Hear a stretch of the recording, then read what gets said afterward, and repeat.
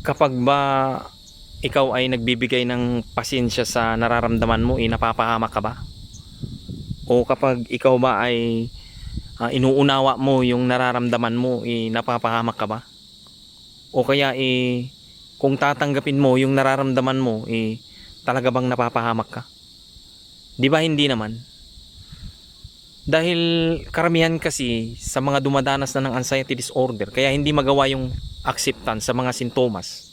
Dahil yung mga sintomas, nakikita na kasi yun. Nakikita nyo na yun at saka napapansin nyo na. At yun ay sobrang napakapangit talaga. Kaya hanggat maari, igagawa talaga kayo ng paraan para yun ay hindi maranasan o maramdaman. Pero ang hindi nyo kasi alam, na ang paraan talaga, ang tanging paraan para yun ay mawala talaga, walang iba kundi yung acceptance. No? Kasi kapag ka yung mga sintomas tinatanggap mo, yung bigat na dinadala mo, yung takot na kinakatakutan mo, gagaan talaga yun. At saka kusa ng hindi ka na matatakot doon sa mga kung ano man yung mga sintomas na nararamdaman mo.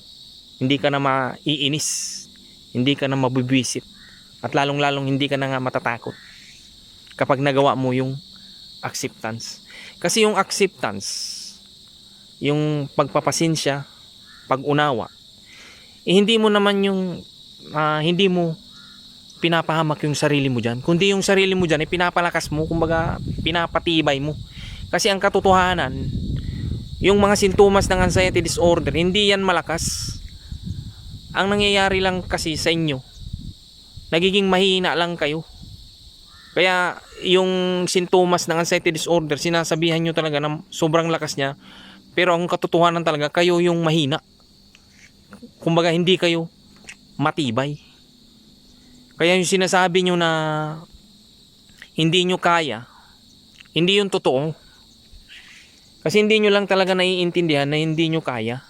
Sinasabi nyo lang na hindi nyo kaya dahil wala kayong naiintindihan sa kung ano na yung nararamdaman nyo.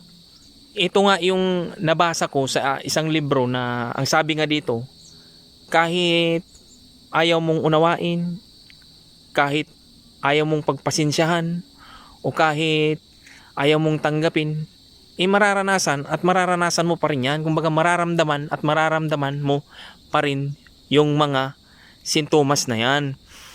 Kaya mas maganda nga na gawin nyo na lang yung pagpapasensya, pag-unawa, at saka acceptance. Kasi yun yung tanging paraan para maintindihan nyo kung ano ba talaga yung mga sintomas. Kumbaga malalaman nyo nga kung ano yung resulta ng mga yan.